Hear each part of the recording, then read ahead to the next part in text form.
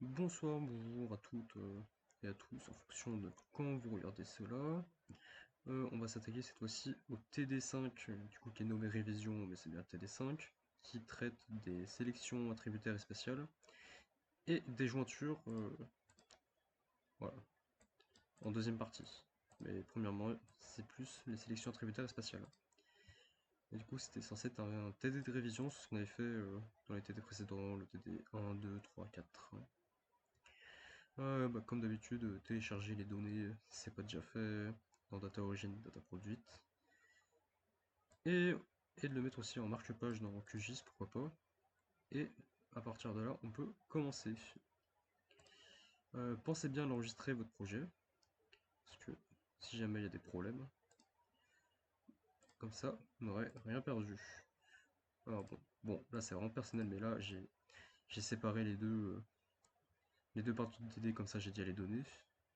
Mais normalement, vous mettez tout dans data origin. Et du coup, on commence avec les données des sélections. Alors, du coup, on me demande d'ajouter les communes, enfin les couches communes Bretagne et département. Et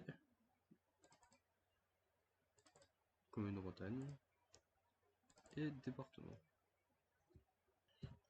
Bon, celui-ci, je vous préviens directement, ça sera encore plus brouillon que d'habitude.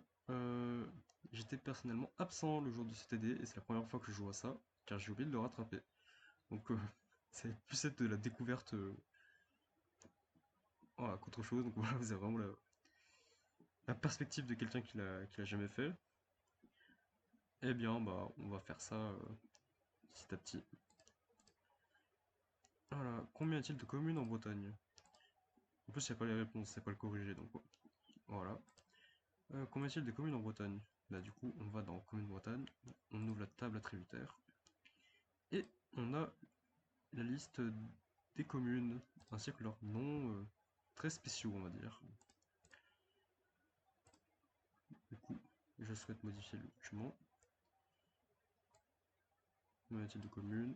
1208. Quelle est la commune la plus peuplée de Bretagne et combien d'habitants a-t-elle? Et la commune la moins peuplée.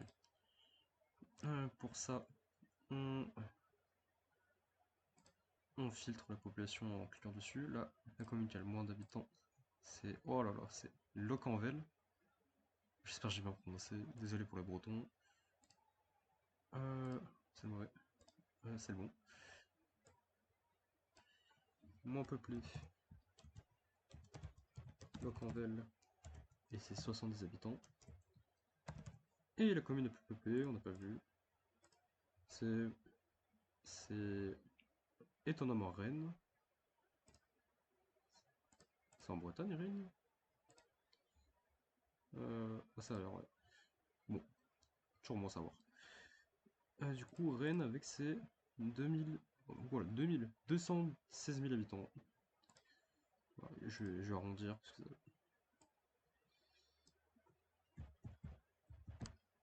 voilà.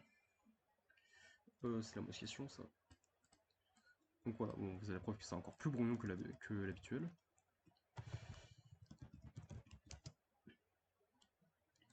Quel outil avez-vous utilisé pour répondre à la question précédente? Euh, Peut-être l'outil statistique, normalement. Est-ce qu'il demandait le nom ou pas? C'est le mauvais toujours. Non. Bon, on aurait pu utiliser l'outil statistique, mais voilà, toujours la table attributaire. Quel nombre total d'habitants de la Bretagne? Bonne question. C'est peut-être là où l'outil statistique pourrait être bien utile. Et du coup, la somme est de 3,3 millions. Voilà. Si on fait le calcul de ça, ça fait 3,3 millions. 3,3 millions. Voilà, du coup là c'est bien l'outil statistique qu'il faut utiliser. Quel est le nombre d'habitants moyen des communes de la Bretagne? Du coup c'est 2637. Oh là là. Donc j'ai fermé ça pour l'instant.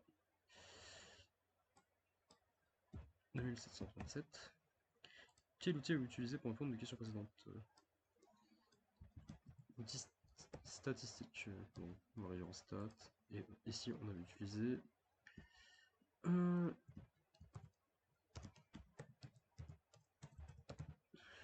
tableau tributaire. Voilà.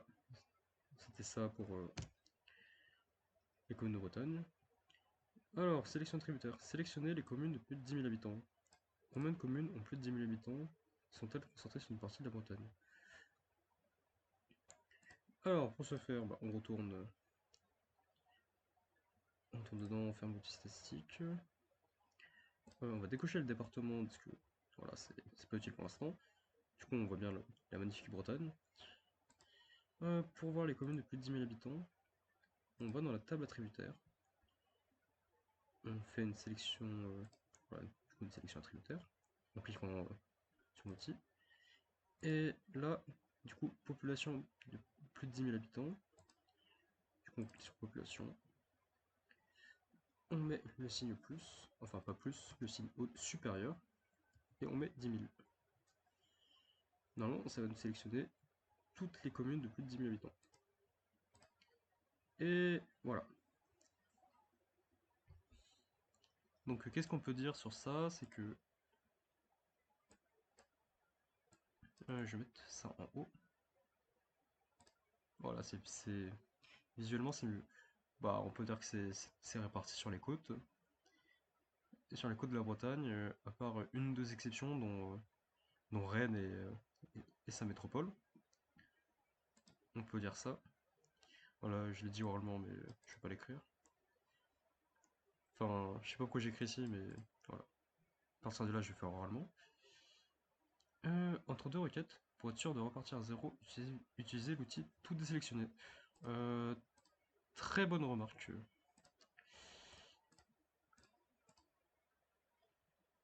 Voilà, désélectionner toutes les entités. Voilà, très bonne remarque de la fiche du TD, j'apprécie très bien. Créer un nouveau champ sub km² qui contient la surface par commune en km². Quels paramètres devez-vous vérifier avant d'effectuer ce calcul? De vérifier que c'est bien en km². Du coup, pour ça, on va dans projet, propriété, du coup général qui apparaît en premier. Et on met unité pour la mesure de superficie, km². Et on met OK.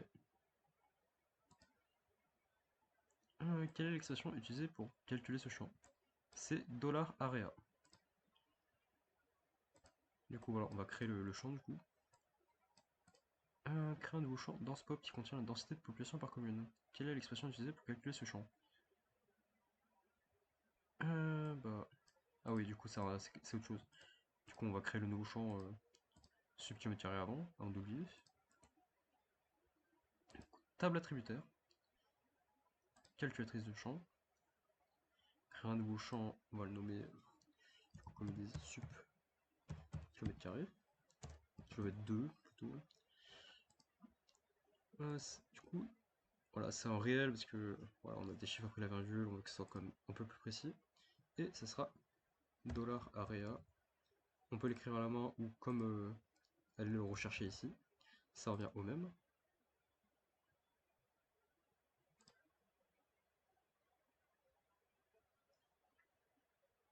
Et voilà, on a la superficie en km². Du coup, la plus petite superficie, c'est la Roche-Bernard. Et la commune qui a la plus grande superficie, c'est Le Mesnil. Voilà, voilà. Ou Le Mesnil, le coup d'œil, c'est peut-être là. Voilà, ça. Bref, c'est pas ce qu'il faut faire. On peut continuer. Créer un nouveau champ dense pop qui contient la densité de population par commune. Donc, quelle est l'expression utilisée pour calculer le champ? Voilà. Pour calculer la densité de population, on fait la superficie. Bon, celui-là, je vais l'écrire parce qu'il faut que moi-même je retienne. Divisé par la pop. Et pour mettre en pourcentage, fois 100. Voilà. Un peu de maths, mais c'est nécessaire. Du coup, même chose, on crée le champ dans la calculatrice. Une population, ça reste en entier. Parce qu'on ne coupe pas des personnes en deux. Voilà. Lance pop. Je vais faire avec la calculatrice de champ pour que vous voyez comment faire. Du coup, on clique sur superficie par kilomètre carré qu'on a vu. On clique sur le slash pour diviser. Ici, c'est population. Oui, j'ai mis pop sur le document, mais c'est population. Et fois 100.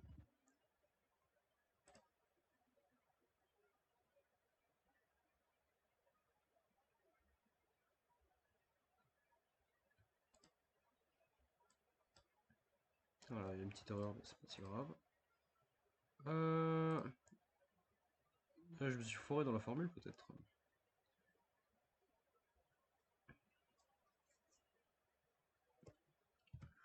Bon, effectivement, je me suis foiré. Ce qui est clairement honteux, considérant que j'ai fait le TD3 qui était sur ça juste un petit peu avant. Mais bon, voilà, ça nous force un peu à mettre à jour le champ existant. Du coup, voilà, on va dire que c'est un mal pour un bien. Du coup, on retourne dans la calculatrice de champ et on va dans la densité de population. Du coup, là, on vient juste de mal faire et on met la bonne formule qui est la population divisée la superficie en kilomètre carré. Voilà, je m'étais confondu avec la part, du coup qui est en pourcentage, du coup voilà, c'est pas un pourcentage du tout en plus. Et voilà, normalement ça doit donner la bonne chose. Ah, ça ressemble à quelque chose quand même.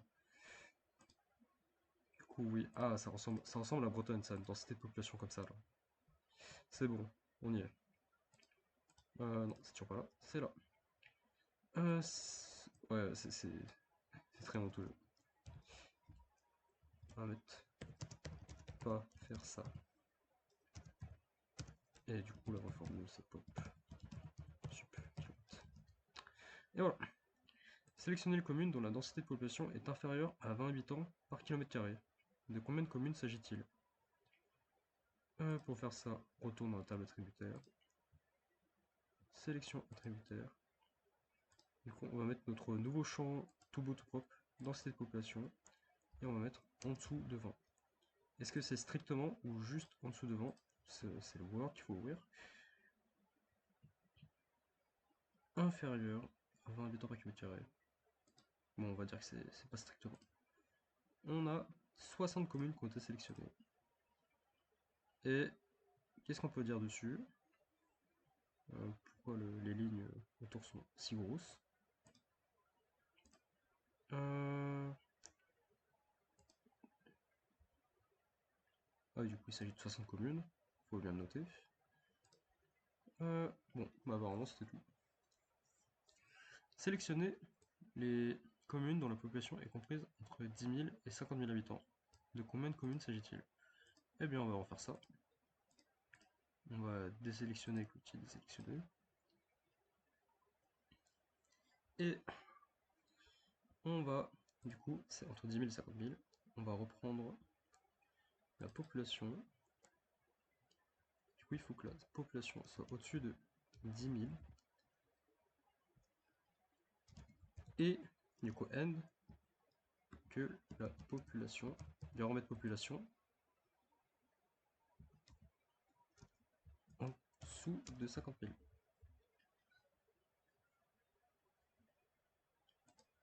Et si on sélectionne les entités, on se retrouve avec 32 communes, du coup, qui sont plus de 10 000 habitants, mais en dessous de 50 000 habitants.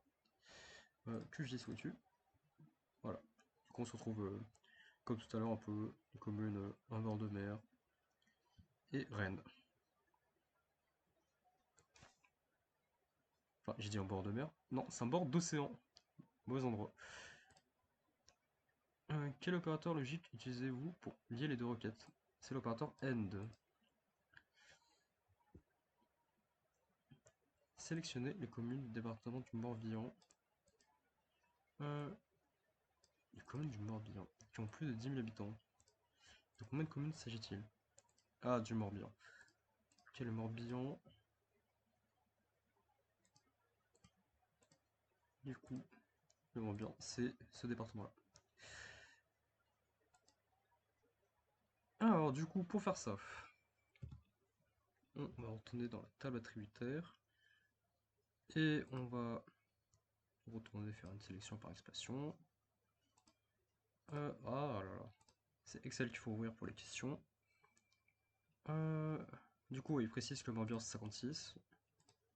Parce qu'on va devoir utiliser le champ INSEDEP pour réussir à lier les requêtes. Donc ça va être population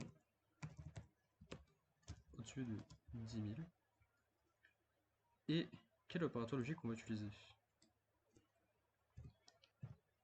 Du coup, en opérateur logique, on utilise AND encore. On sélectionne. Et voilà.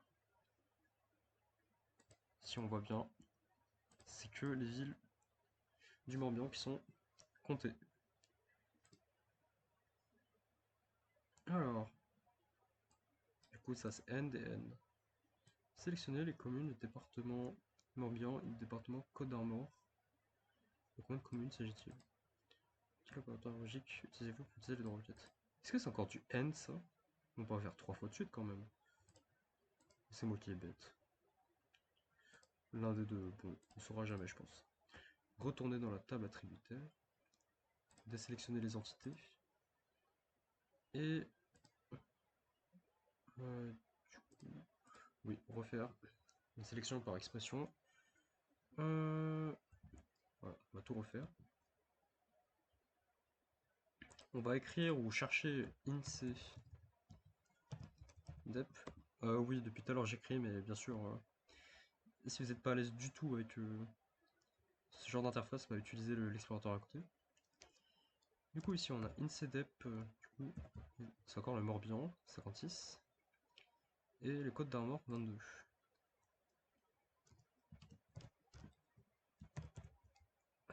And INSEEDEP c'est égal 22.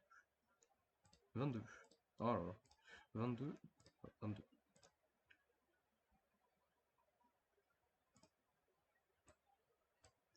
Est-ce que c'est ça ou pas ça du tout?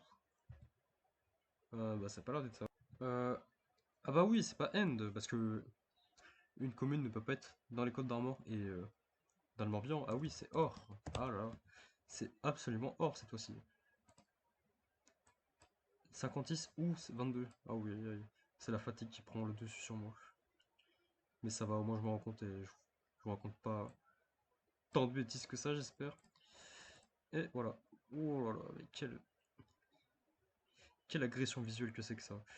Mais voilà, au moins on sait que c'est bon. Du coup, l'opérateur logique OR. Bon, je vais quand même les écrire parce que même moi, je vais pas m'en souvenir. Si moi-même je m'en souviens pas, comment vous demander de vous souvenir de ça? Et dernièrement, sélectionnez les communes du département du Morbihan qui ont une densité de population supérieure ou égale à 500 km². De combien de communes s'agit-il?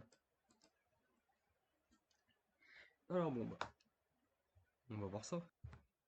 Alors, tu retournes dans QGIS, on va stopper cette abomination.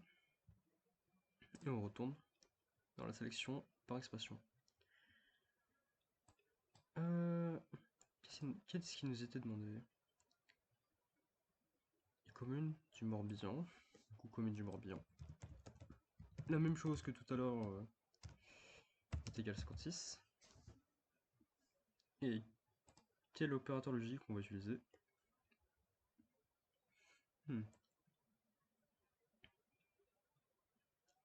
Eh bien, ça va être AND. Du coup, densité de population, ça va être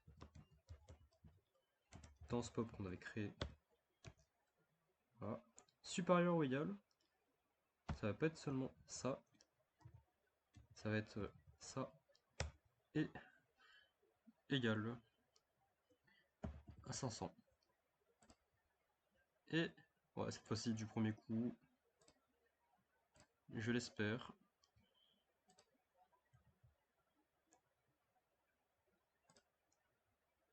Et voilà. Ouais. Ah, ah, du premier coup. Voilà, toutes les communes du Morbihan ont une densité de population. Une densité de population de plus de 500 habitants au kilomètre carré. Donc, ah oui, les sélections spatiales, du coup, c'est une petite étape au-dessus des sélections tributaires. Et du coup, qu'est-ce qu'il nous demande de... En vous connectant au flux Ah, pourquoi je dis WFS? Du coup, je mettrai en description ça alors. Et, euh, avant que vous ayez le dossier aussi, bon. Ajouter au projet la couche éolienne implantation en Bretagne. Du coup, flux WFS, voilà, on va faire.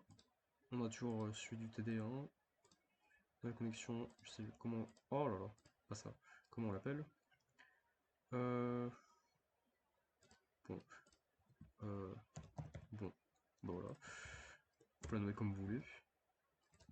On va la nommer chocolat. Voilà, comme vous voulez. Euh...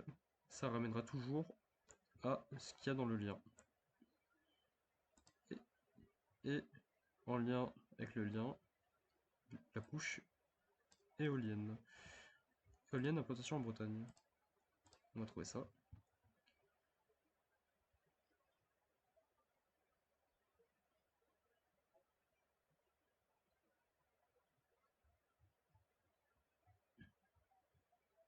Hum, Bon, faut bien te dire que ça peut ne pas marcher, mais apparemment il serait dans le dossier data sélection aussi.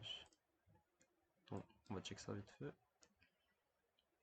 Effectivement, bon, éolienne Bretagne. Oh, ça va un bon petit paquet d'éoliennes. Sélectionnez toutes les communes de Bretagne sur lesquelles sont implantées une ou plusieurs éoliennes. Si la boîte à outils de traitement n'est pas visible, activez-la en rendant dans le menu traitement, boîte à outils. Le menu traitement, boîte à outils. Oui, il y était, c'est à gauche, enfin c'est à droite. La calculatrice de champ sur la grande barre. Alors, qu'est-ce qu'on peut faire? Bon, d'abord, retourner dans la sélection tributaire et rendre à mes yeux leur dignité, parce que là, ça fait mal quand même. Voilà. Euh,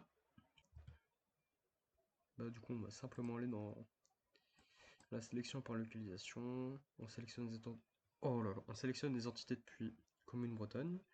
On intersecte, parce que voilà, ça, c'est ce qu'il y a dedans. En comparant les entités de Hélène Bretagne. Du coup, ça va regarder si dans le polygone, il y a les petits points des éoliennes bretonnes qui apparaissent.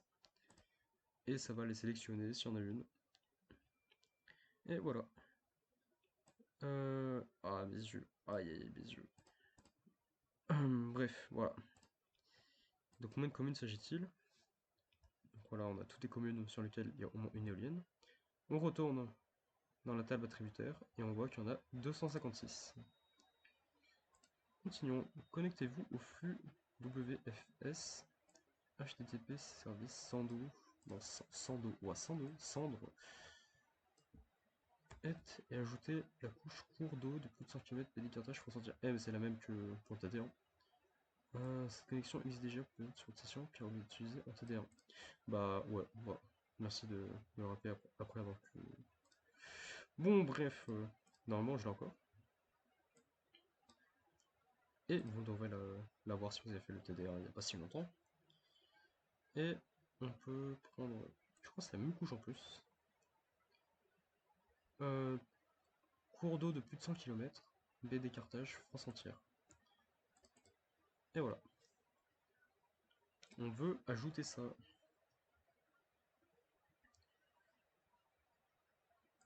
Bon, je pense que je la vois venir la question, c'est mettez-la en bleu. Modifier la symbologie pour afficher le cours d'eau avec une épaisseur de 0,4 et une couleur en bleu. Bah, en même temps, un cours d'eau marron, c'est pas. Non, c'est pas là.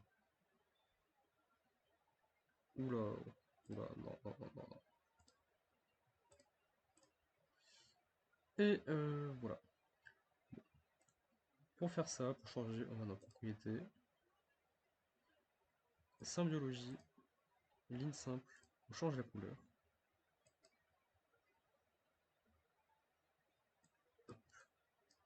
Qu'est-ce que je fais? Bon, on va mettre un bleu plutôt clair, parce que c'est joyeux. Et la largeur de trait, voilà la largeur, on va passer de 0,26 à 0,4. Donc voilà, voilà, ça ressemble quand même à de l'eau. Combien de communes bretonnes sont traversées par les cours d'eau de plus de 100 km? Combien de cours d'eau de plus de 100 km traversent la montagne? Donc on va faire ça là d'abord. Combien de communes bretonnes sont traversées par des cours d'eau de plus de 100 km? Donc on retourne dans les sélections. Enfin même avant, on va retirer ce qu'on avait. Depuis la table attributaire, on peut juste cliquer sur la barre d'outils au-dessus. Pour se compliquer la vie qu'on peut avoir ça. Combien de communes bretonnes sont traversées par des cours d'eau de plus de 100 km? Pour ce faire, on retourne dans la sélection dans un vecteur, ou par localisation. On prend commune Bretagne et on compare les cours d'eau de plus de 100 km, tout simplement.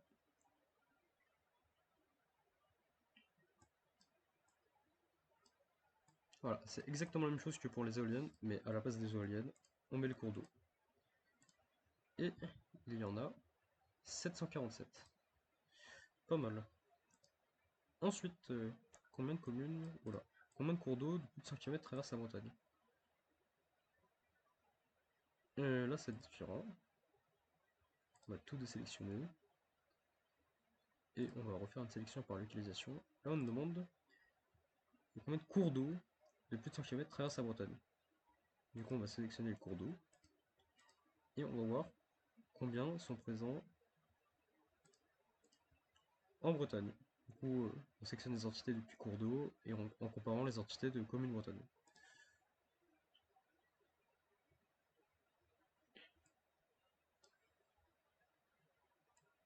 Voilà. Du coup, les cours d'eau, ils sont en jaune. Parce que cette fois-ci, c'est pas les communes qu'on regarde, c'est le cours d'eau en eux-mêmes. C'est pour ça qu'il n'y a pas d'agression visuelle qui est apparue devant nos yeux spontanément. Voilà. Et du coup, ils donnent le nombre.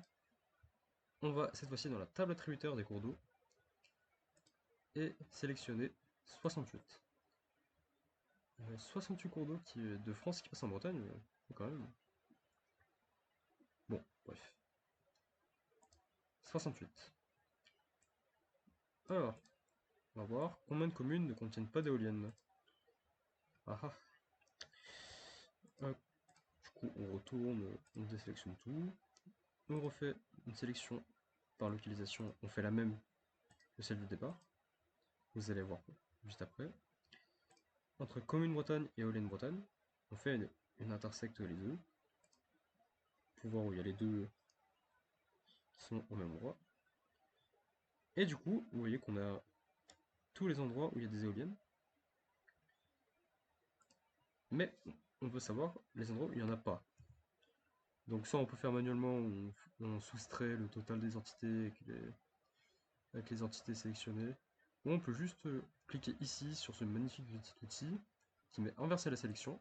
Et hop, d'un coup, c'est toutes des communes qui n'ont pas d'éoliennes parce qu'on a inversé. Et là, tout ce qui n'est pas sélectionné, ce sont les communes avec des éoliennes. Donc ça nous donne le total à 952. Et enfin, j'ai vu vite fait la question, c'est la sélection en deux temps, c'est-à-dire la sélection spatiale, enfin, la sélection attributaire, puis la sélection spatiale. Combien le département du Finistère contient-il d'éoliennes? Voilà. Alors je vous redis, j'étais pas là au TD, là c'est vraiment la première fois que je vois ce TD. Bon. Combien le département du Finistère, combien contient-il d'éoliennes? Euh, alors bon, voilà, j'ai en tête, on va retourner dans... On va tout sélectionner déjà. On va retourner dans la commune Bretagne. Et on va d'abord faire la sélection attributaire, parce qu'on veut les éoliennes qui sont dans le Finistère. Du coup, bah, on va prendre toutes les communes qui sont dans le Finistère, du coup le 29. Est-ce que je suis honneur voilà, 29, j'ai pas dit des bêtises. Du coup, on va dire, on va filtrer tout ce qui est INSEE DEP est égal à 29. Normalement, ça va sélectionner toutes les communes du Finistère. Voilà, on a très mal aux yeux désormais.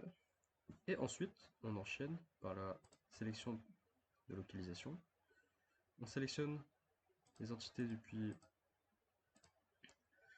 une commune Bretagne. Ou non, là c'est l'inverse. Ça nous demande les éoliennes en Bretagne. Et du coup, là, on met les éoliennes, on sélectionne les éoliennes et on va comparer avec les communes en Bretagne situées dans le Finistère. Et du coup, il faut bien cocher entité sélectionnée uniquement.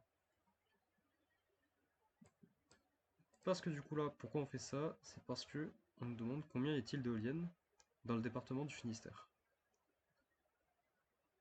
Et pas il y a combien de départements du Finistère dans les éoliennes, ça n'a aucun sens. Et du coup, si on exécute, ça va nous sélectionner voilà, toutes les éoliennes qui sont en jaune. Et voilà. Et on aura notre réponse dans la table attributaire des éoliennes.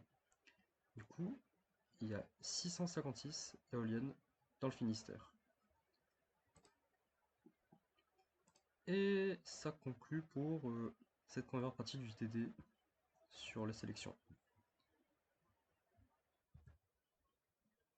Donc la deuxième partie du TD, c'est sur les jointures attributaires et la création de nouveaux choix.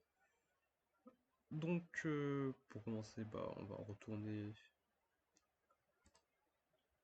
déjà rendre mes yeux leur splendeur, parce que là ça va plus avec tout ce rouge.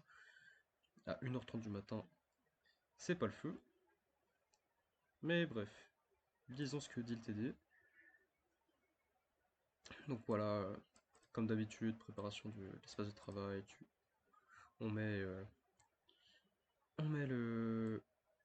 toutes les données qui nous sont demandées dans les data origines. Voilà, là ce sera les data jointure.etu. On a à partir du Moodle. Du coup, comme d'habitude, il faut décompresser. Et là, on nous explique ce que c'est. Normalement, on est déjà dans QGIS. Donc voilà. Et voilà, donc pensez bien à enregistrer le projet si vous ne l'avez pas déjà fait. Je crois pas vous l'avoir dit au début, mais enregistrez bien régulièrement. Même si moi je le fais pas. Et donc je pense qu'on peut commencer. Je vais fermer les deux tables attributaires. Voilà. Alors on va ajouter la couche college.shapefile au projet. Est-ce que c'est sur la Bretagne? Bon, on va vite le savoir aussi. J'ai enlevé les éoliennes et les cours d'eau, ça me paraît plus d'actualité. Ah non, c'est plus du tout sur la Bretagne, ça a l'air d'être... on va ajouter vite fait OpenStreetMap pour voir où c'est. Juste par curiosité.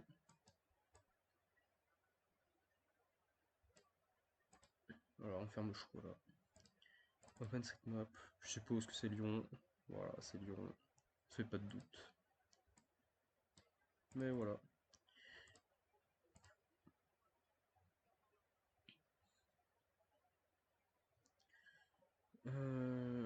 Ah ouais, c'est vraiment sur la jointure en elle-même. Bon, j'ai envie d'avoir un espace un peu plus propre. C'est absolument optionnel, c'est pas marqué dans le TD, mais j'ai juste envie d'en avoir un truc plutôt beau dans ce que je fais. Du coup voilà, j'ai réduit la transparence un petit peu pour laisser la priorité au collège. Et on peut commencer. Ouvrir le fichier collège data élève. Ah oui, faut passer par Excel là.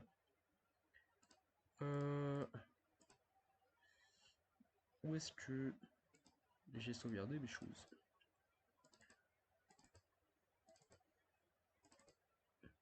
Et dans le KD5.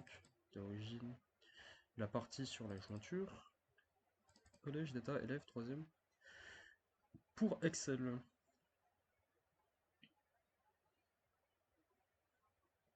Et voilà.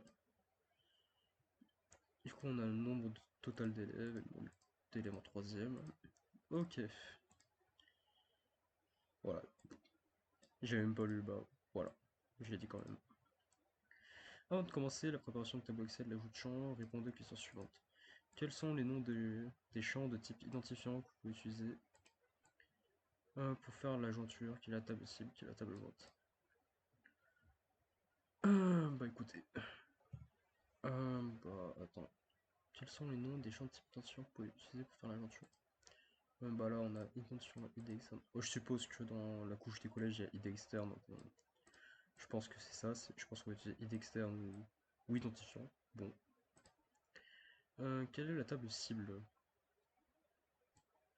La table cible, c'est la cible, du coup, l'endroit où on peut ajouter les données de ce tableau. Du coup, ça sera collège. Et la table jointe, bah, c'est la table qu'on va joindre, qu'on va ajouter au collège. Voilà. Table cible, le collège, dans QGIS, et table jointe, le fichier Excel. Dans une nouvelle feuille Excel, préparer le tableau à joindre pour qu'il respecte tous les critères nécessaires. Ouais, du coup, voir le TD4 encadré sur les 5 points respectés. J'en ai même fait une vidéo, donc ouais, vous pouvez aller la voir si vous voulez. Mais bon, il me semble m'en souvenir, donc je vais sûrement les citer ici. Donc, nouvelle feuille, on va la nommer comment? Données QGIS. Pourquoi pas. Ouais, on peut la nommer comme on veut en soi, mais on va la nommer comme ça. Alors bon, bah d'abord, on va vouloir tout copier, coller. Bah très bien, j'ai réussi à copier, coller ce qu'il fallait. Du coup, voilà, copier. On va faire du coup clic droit. J'ai pas copié. Bizarre. On va copier juste ça. Et on va faire un collage spécial, valeur. Et du coup, d'abord il faut s'assurer que, premièrement, la première ligne soit la ligne où il y a le nom des champs. Donc voilà, la première ligne, c'est bien ça, il y a le nom des champs. Deuxièmement, c'est que ces noms soient courts et voilà, compréhensibles. Voilà, voilà, je pense que c'est bon. Troisièmement, il me semble qu'il faut qu'il n'y ait que ça dans les champs et tout sur fichier Excel. Donc là, en dessous, il y a la somme. Il y a la somme de tous les élèves, on va l'enlever. Ça ne nous sert à rien. Ah oui, du coup, il faut pas que dans le tableau, là, dans tout ça, il n'y ait pas de formule et tout, que ce soit bien... que tout soit en entier, ce soit pas de résultats de formule. Genre par exemple 601, on peut bien marquer 601 ou on peut bien marquer par exemple 600 plus 1. Il faut vraiment que ce soit 601. Et dernièrement, il faut qu'il y ait une colonne, je sais pas trop comment l'expliquer, mais que voilà, ça nous permet de faire la jointure, quoi. Ouais, pour ce dernier point, veuillez vous référer au TD4 d'une autre façon, mais comme ça, c'est très bien. Alors, bah, on peut déjà faire la jointure. Bon, finalement, c'est rapide comme truc. Du coup, on va dans propriété. On va dans jointure. On appuie sur plus. Ah, on a toujours les couches d'avant. Eh bien, je vais expressément les retirer. On n'en a plus besoin. Éolienne Bretagne, tout ce qui est cours d'eau, tout ce qui faisait partie de la partie d'avant. Ne pas en tenir compte. Vous pouvez en tenir compte, mais voilà. Et voilà, il ne reste que le collège. Propriété. Jointure. On en fait une nouvelle.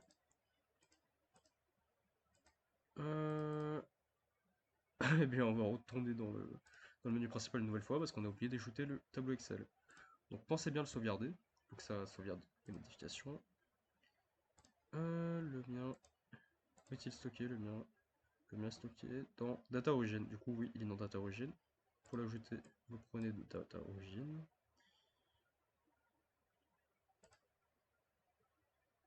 Hop.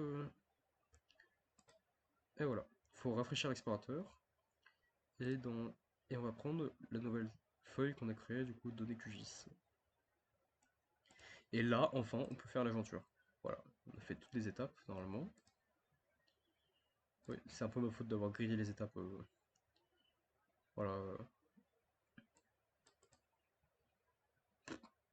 Moi, j'ai oublié. Bon, pas grave. On fait la jointure. Donc voilà, joindre la couche données QGIS. Et le champ de jointure, ça va être identifiant.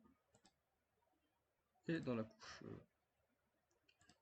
cible, ça sera aussi identifiant. Du coup, on va faire un formulaire dynamique. Et on va voir les champs qu'on veut joindre. Du coup, je pense que ça va être les nombres d'élèves total et le nombre d'élèves troisième.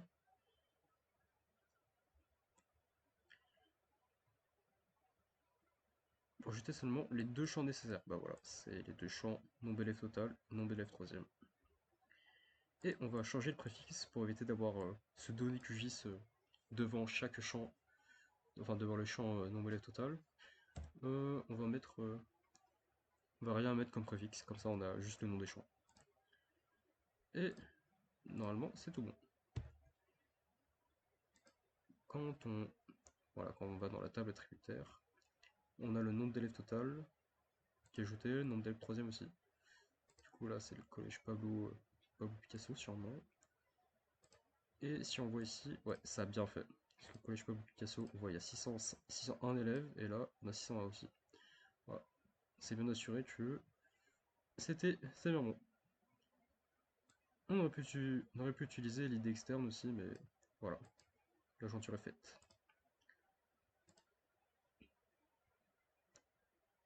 Et du coup, on peut enregistrer la couche collège séparément. Comme ça, euh, elle, elle aura plus besoin de cette jointure pour exister. Parce que si on enlève les données QGIS, bah, les champs vont disparaître et la jointure aussi. Du coup, c'est un ESRI shapefile. Le nom du fichier, ça sera collège. Est-ce qu'il donne un nom précis? Collège 3e, ouais. On va faire comme document.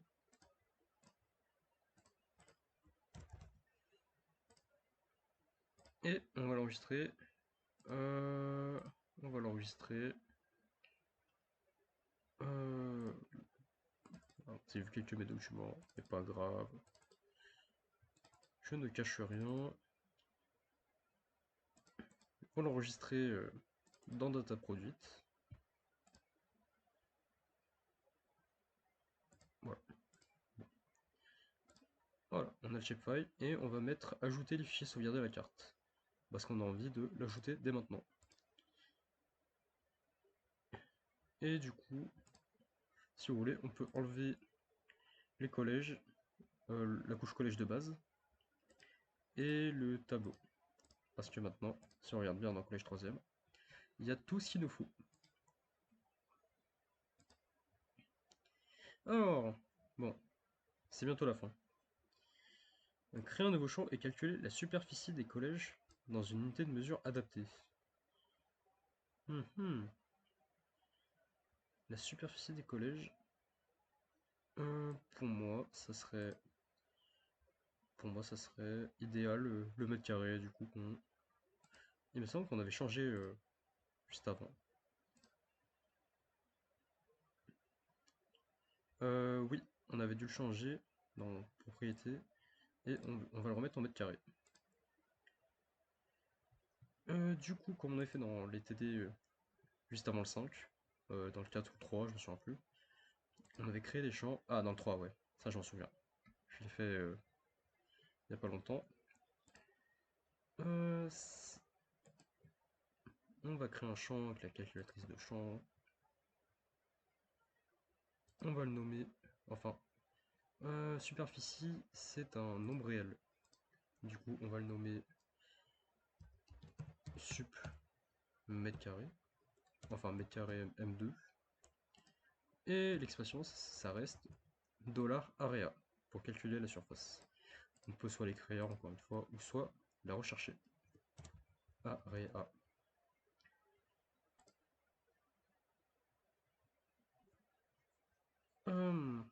Et voilà. La superficie en mètres carrés. Après, dans une unité de mesure adaptée, pour moi, c'est celle-là. Pour moi, ça serait celle-là. Si ça l'est pas, bah c'est en kilomètres carrés alors. Mais bon. Euh, bon. En tout cas, bah, je l'ai fait comme ça. Voilà. Le type de champ, bah, c'est un réel pour voir les décimales. La longueur, définir seulement si la couche en format shapefile. La longueur, bon, je crois qu'elle a dû être définie. Elle a dû être définie. Oh, elle a dû être définie. Oh, je sais plus parler français. Bon, en tout cas, elle a été faite automatiquement. Et je crois c'était voilà, c'était 10. Avec une précision. La précision, c'est les chiffres après la virgule. Du coup, là, précision de 3. Il y a 3 chiffres après la virgule, il me semble. Hop. Ouais, 3 chiffres après la virgule. Et qualité de mesure. Ah, j'ai pas envie de vous raconter une bêtise, mais pour moi, ce serait le mètre carré.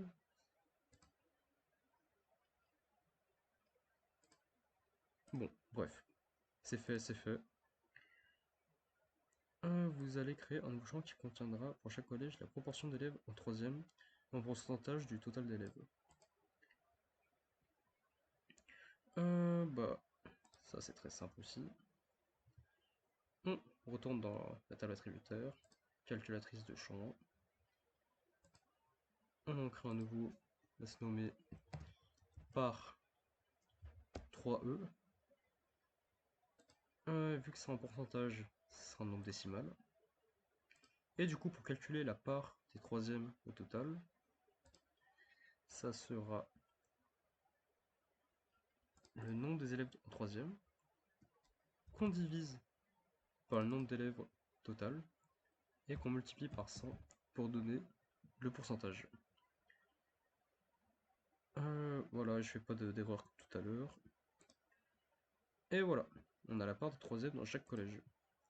Et du coup, bon, généralement, vu qu'il y a 4 classes différentes au collège, ça fait généralement 25% quasiment de partout. Ce qui nous semble logique. Donc voilà, on peut affirmer que on a bien fait le truc. Et on peut résoudre les dernières questions. Du coup, proposer un nom adapté bah, par 3E, type de champ, c'est un réel, parce que le chiffre après la virgule. Quelle longueur, quelle précision, à définir seulement si couche en format chiffre. Ah, je crois que c'était défini automatiquement, donc quoique, attends. D. Ouais.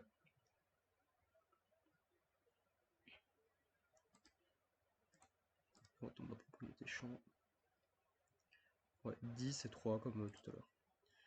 Quel est le pourcentage moyen d'élèves de 3e dans les collèges du sud-est lyonnais? Quelle est la part maximale? Bon, ça c'est l'outil statistique. Ici, ça va être par 3E. On va chercher du coup les statistiques de par 3E. Le pourcentage moyen d'élèves de 3e. Quel pourcentage moyen d'élèves de 3e dans les collèges du C2? Oh là là, du SE lyonnais. La moyenne elle est de. Ouais, c'est toujours pourcentage. Le pourcentage moyen, bah voilà, 24,525. Quelle est la part maximale? Le maximal était 33. Bon, et c'était tout pour l'aventure. Voilà, du coup là, on a joué le dossier, le fichier Excel, comme on avait fait. On avait fait, les nouveaux champs, et voilà. Bah, c'était tout pour ce TD révision, ce TD5. Ce TD sur les sélections et les jointures.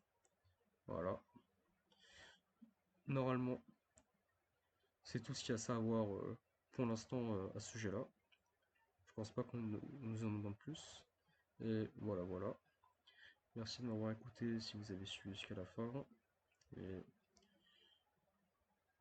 à plus.